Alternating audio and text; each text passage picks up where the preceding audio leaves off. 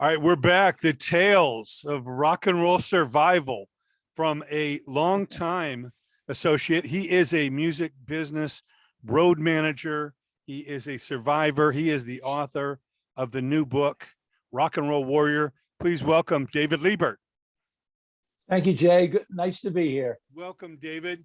Always great to hear from the veterans, those of us that have earned our stripes and lived to tell about it. We're an endangered species. It's talking about the 70s or 60s or anywhere around that. It seems the glory days. Yeah, we're losing more rock stars than we're making. So talking about the classic eras is always great. Now tell us, obviously you've had a lifetime of memories here to put together this book. But what was the impetus that said, all right, it's time. Now is the time to get this book out? Well, I guess a couple of reasons. I'm sort of semi-retired. I moved from LA to out in the high desert and living a slightly more leisurely life. I say semi-retired because I'm still inundated with people wanting me to do everything from produce their records to manage them to do their licensing deals. I turn most stuff down because unless it sounds like it might be fun, make a little money, I'd rather live my leisurely life. But it gave me the opportunity to compile, some of the stories that, with Alice Cooper, George Clinton, The Happenings, The Runaways, Living Color, Guns N' Roses, Prince, Sheila E. And my girlfriend, Angie Gray, said, you really should write a book. She's the one that convinced me that I had a story worth telling. And so I spent the last 2-3 years, I guess, putting it all together. And here we are, David LIBERT, author. Yes. We love it. We love it. It is, like I say, we can't get enough of these heralded times. And I know people come out of the woodwork. I saw the post on your Facebook, Dennis Dunaway and everybody clamoring to read it. It's certainly a lot of tales. Again, Rock and Roll Warrior, my misadventures with Prince, Alice Cooper, George Clinton, Living Color, The Runaways, and many, many more. It's quite a different music business than we knew back then. The picture I have is of you is actually that Rock Forever. Yeah, like I say, when I speak, you're going to see the split screen. I don't, but that's okay. Well, that's what I mean, not me, the logo. Right, I see. I see. Yeah, when I speak, you'll see the logo Rock Forever, and when you speak, you're full screen. Okay, it's okay on your end. That's what I was. Yeah, no, absolutely. Okay. It's all about you. I do so many interviews. I don't need to be seen. I am only heard. But David, okay. It's quite a life. Now, your first band was The Happening. Tell us about how you transferred from being in a band to working for bands. Well, The Happenings was a band that had a few big hits in the late 60s, and we actually took over the management ourselves. We felt that our manager, as well-meaning as he was, just lacked the experience and know-how to bring us to the next level. It was a matter of survival. And I took over most of the management duties and functions. And I started to realize, I like the business and it has a more enduring quality than being in a band. I mean, how many years is a band going to last? I knew that I could manage other bands. I knew that I couldn't be a Happening forever. I was pretty sure of that. So at some point when I felt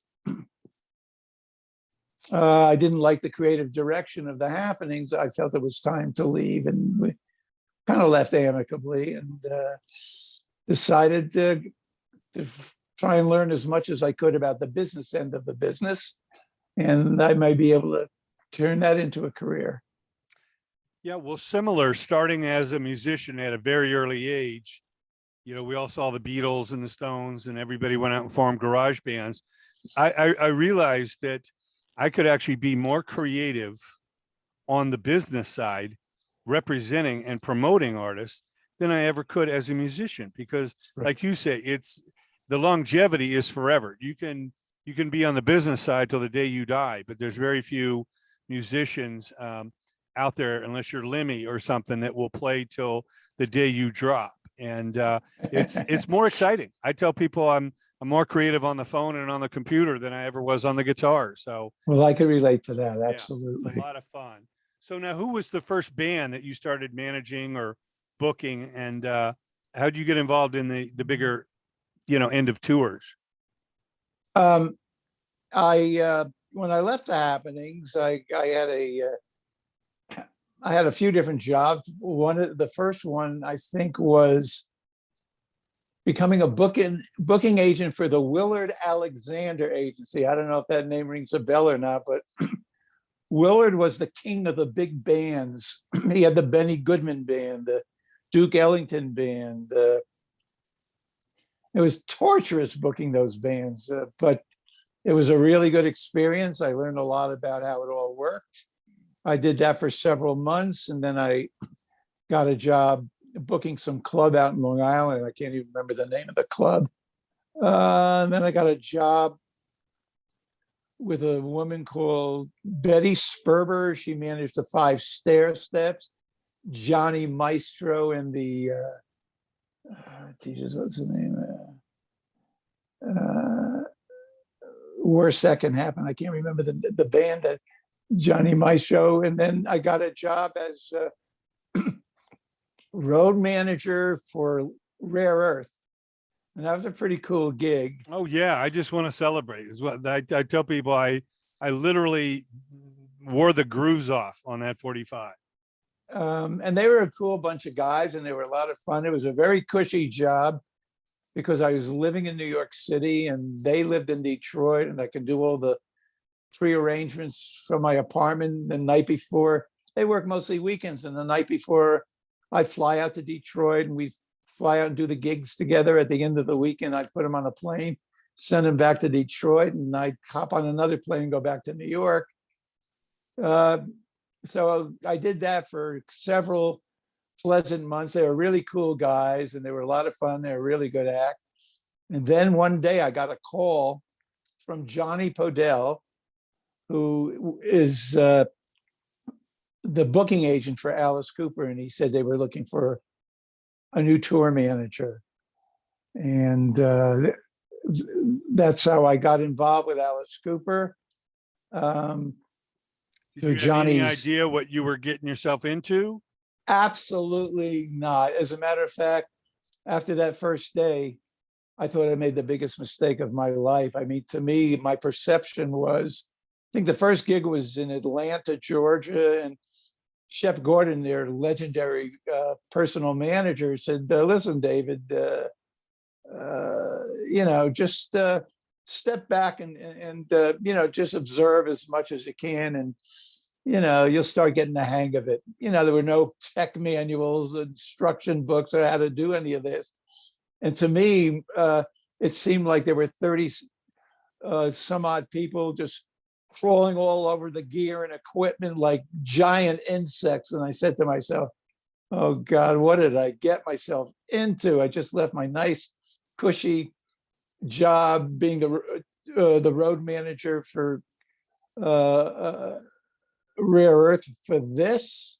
I thought I had made the biggest mistake of my life.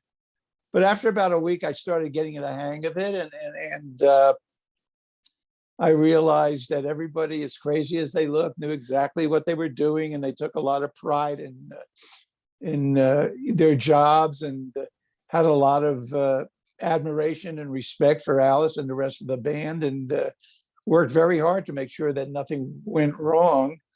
And you know, after a couple of weeks, I started to fit in, and you know, and I suppose the rest is history. Yeah, there was a method to the madness. You just had to figure out all these moving parts, you know? Exactly. And Exactly. obviously, the band was on a trajectory that, you know, was going to sights unseen. It was pretty amazing from the 70s. Now, when did you start working with George Clinton and Parliament Funkadelic? What era was that? That was the late 70s, early 80s, when I finally left the Alice Cooper organization. You know, I did the Alice Cooper thing for about 4 years, and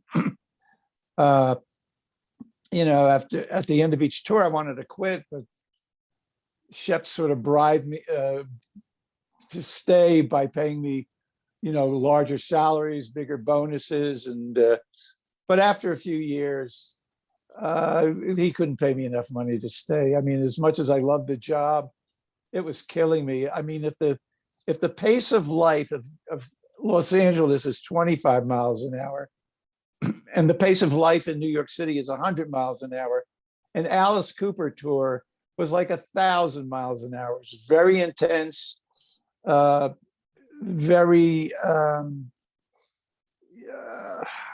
you know, I just felt that at the end of each year, I had subtracted a few years from the end of my life. That still remains to be seen. I was simply burned out after 4 years. It was just, so I left the Cooper organization around the end of 1977, I think, and I opened up went through a few phases. I thought that it'd be easy for me to get a job with all of this experience under my belt, and I went to record companies, production companies, concert promoters, publishing houses, booking agencies. Nobody would hire me. I mean, I couldn't give myself away. As it turned out, in the end, I could give myself away, and that's exactly what I did. I went into the offices of Ron Strasser and Charlie Basseline. They managed Parliament Funkadelic and Bootsy's Rubber Band, and they said, "We'd love to hire you, David, but we're broke. We can't afford to pay you anything right now. But if you'll hang in there with me, you know, we got a lot going here. It's going to work." And I did my research and kind of verified what they were saying. I saw the writing on the wall. So I took a job for nothing. And then after a couple of months, I said, "Well, why don't you let me open up a booking agency and I'll represent Bootsy's Rubber Band." Bootsy was the opening act for every P-Funk show. So I knew I'd be making a little bit of money, and couldn't have P-Funk at the time because they were with the William Morris agency. But in the end, George was so happy about the job that I did for Bootsy that he left William Morris and became a client of the David Liebert agency. So I had Parliament Funkadelic, I had Bootsy, and the other funk mob acts like Brides of Funkenstein, Parlette, the Horny Horns, which was Maceo Parker and Fred Wesley, and so I was doing pretty good there. That's kind of how I inherited, you know, the whole funk mob scene there. Yeah, well, like I say, the book is something that every music lover needs to get their hands on, and we've got the link below. It is absolutely a treasure. Rock and Roll Warrior is the misadventures of course, Alice Cooper, Prince, George Clinton, Living Color, Runaways, and so much more. David Liebert is a survivor of the music business, and not much hair left, but boy, Well, did they, you got that's your memory, and that's yeah. and that's what's important. David, it's a real pleasure.